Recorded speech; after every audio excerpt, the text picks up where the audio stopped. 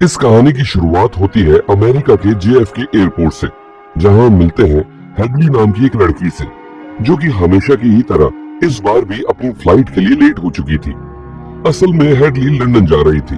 अब जैसे ही Headley booking counter तक पहुंचती है, तो वहीं उसे मालूम पड़ता है कि उसकी फ्लाइट तो अब तक जा चुकी थी, जिसके बाद हेडली को मजबूरन दूसरी फ्लाइट बुक करनी पड़ती है।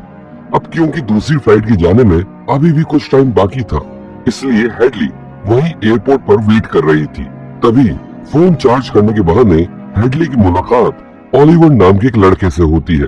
जहां ओलिवर हेडली को फोन चार्ज करने के लिए मदद करता है और इसी बहाने उन दोनों के बीच बातें होना शुरू हो जाती हैं, जहां हेडली ओलिवर को बताती है कि आज से 1 साल पहले जब उसके पिता लंदन के ऑक्सफोर्ड यूनिवर्सिटी में प्रोफेसर बने, तो उसके कुछ ही समय बाद उसके माता पिता का डिवोर्स हो गया था और अब उसके पिता दूसरी शादी कर रहे हैं और उसी शादी को अटेंड करने वो लंदन जा रही थी। हालांकि हेडली अपने पिता की इस दूसरी शादी से बिल्कुल खुश नहीं थी। इसके बाद ओलिवर भी हेडली को बताता है कि असल में वो भी लंदन ही जा रहा है अपने माता पिता से मिलने, और साथ ही में उसके परिवार ने उसकी माँ के सम्मान में एक छोटी सी पार्टी भी प्लान कर रखी थी।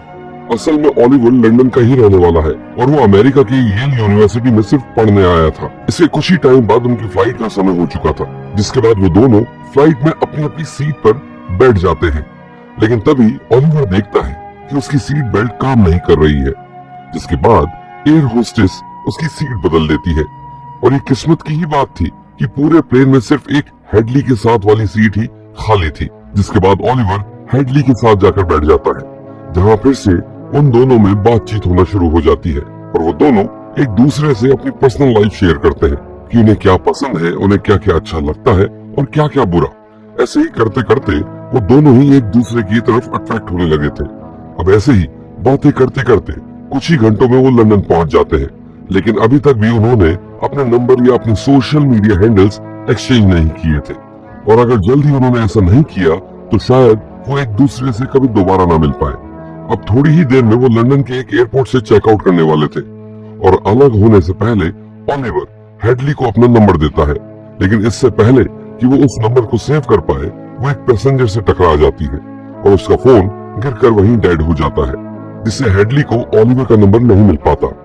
इसके बाद हेडली एयरपोर्ट से टैक्सी करके सीधा अपने पिता से मिलने पहुंचती है, जहां वो पूरे 1 साल बाद अपने पिता से मिल रही थी। खैर कुछ ही देर बाद उसके पिता की शादी की रस्में शुरू हो जाती है और आखिरकार हेडली के पिता की शादी हो जाती है। लेकिन शादी में भी हेडली सिर्फ ओलिवर के बारे में ही सोची जा रही थी। अब शादी खत्म होने के बाद हेडली ड्रिंक कर रही थी कि तभी हेडली वहाँ कुछ औरतों को बातें करते हुए सुनती है, जहाँ उसे पता चलता है वो लोग लंदन के ही इलाके पैकहम में होने वाली एक पार्टी के बारे में बात कर रहे थे। और ध्यान से सुनने पर हेडली को पता चलता है कि वो लोग ओलिवर के बारे में ही बात कर रहे थे कि कैसे ओलिवर की माँ को पिछले 12 सालों से कैंसर है और अब वो बहुत ही जल्द इस दुनिया से जाने वाली है, और ये पार्टी भी सिर्फ उन्हें फेयरवेल देने के लिए रखी गई है। अब ये सुनते ही हेडली ओलिवर से मिलने के लिए तुरंत वहाँ से निकल जाती है। अब दूसरी ओर हम ओलिवर को देखते हैं, जो हेडली के जाने के बाद एयरपोर्ट से चला जाता है, जहाँ उसका भाई लूथर उसे लेने आया हुआ था, जहाँ ओलिवर भी बस हेडली के बारे में ही सोचा जा रहा था। इसके कुछ ही समय बाद ओलिवर सीधा उस पार्टी में पहुंचता है, जहां बहुत सारे लोग अलग अलग तरह की कॉस्ट्यूम पहनकर ओलिवर की माँ को फेयरवेल देने आए हुए थे। इसके बाद ओलिवर अपनी माँ से मिलता है, जहां उसे अपनी माँ की ये हालत देखी नहीं जा रही थी और वो इस बात को भी पचा नहीं पा रहा था कि बस कि कुछ ही दिनों में उसकी माँ इस दुनिया से जाने वाली है। दूसरी ओर हेडली पैकहम के लिए बस पकड़कर किसी तरह उस पार्टी हॉल में पहुंच जाती है, जहां उसकी मुलाकात सबसे पहले ओलिवर के माँ बाप से होती है और ओलिवर के माँ बाप भी हेडली से मिलकर बहुत खुश होते हैं। अब कुछ ही देर बाद वहाँ ओलिवर भी आ जाता है, जिसके बाद वो दोनों कुछ समय साथ में बैठते हैं। लेकिन ओलिवर अभी भी अपनी माँ की कंडीशन से काफी दुखी था और इसी वजह से उसके दिमाग में काफी कुछ चल रहा था। वो सबसे पहले इन सब चीजों से बाहर आना चाहता था और इसी वजह से वो हेडली से कह देता है कि वो अपनी हर एक बात किसी के साथ एकदम से शेयर नहीं कर सकता, और हेडली तो उसे अभी अभी मिली है। अब ओलिवर की ये बातें हेडली को बुरी लग जाती हैं, क्योंकि हेडली तो शुरू से ही अपनी जिंदगी की हर छोटी बड़ी बात ओलिवर से शेयर करती आ रही थी। इसलिए हेडली गुस्सा होकर वहां से चली जाती है उधर ओलिवर भी उस पार्टी में वापस चला जाता है जहां उसे अपनी गलती का एहसास हो रहा था। तभी एक लेडी आकर उसे एक बैग देती है जो कि हेडली का था और वो उसे वहीं भूल गई थी। अब ओलिवर के पास एक मौका था उस बिगड़ी हुई बात को ठीक करने का। उधर हेडली वापस जाते जाते रास्ता भटक जाती है और साथ ही उसका फोन भी डेड हो जाता है, जिसके बाद वो किसी तरह किसी और से फोन लेकर अपने पिता को कॉल करती है और कुछ समय बाद उसके पिता वहां पहुंचते हैं जहां हेडली अपने पिता को ओलिवर की सारी कहानी बताती है।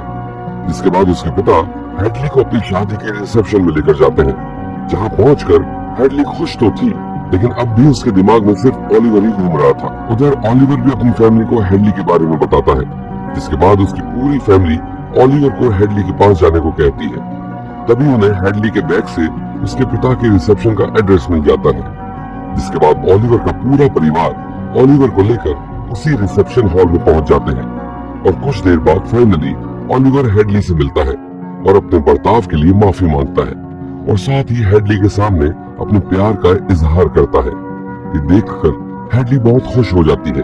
और असल में ये तो सिर्फ शुरुआत थी, क्योंकि हेडली और ओलिवर की कहानी में अभी भी बहुत कुछ होना बाकी था, क्योंकि अभी थोड़े ही समय में वो शादी करेंगे, जिसके बाद वो 58 साल तक साथ रहेंगे और ओलिवर की मां के जाने के कुछ समय बाद ही उन्हें एक बेटी भी होगी, जिसके बाद इन दोनों की जिंदगी और भी खूबसूरत हो जाएगी।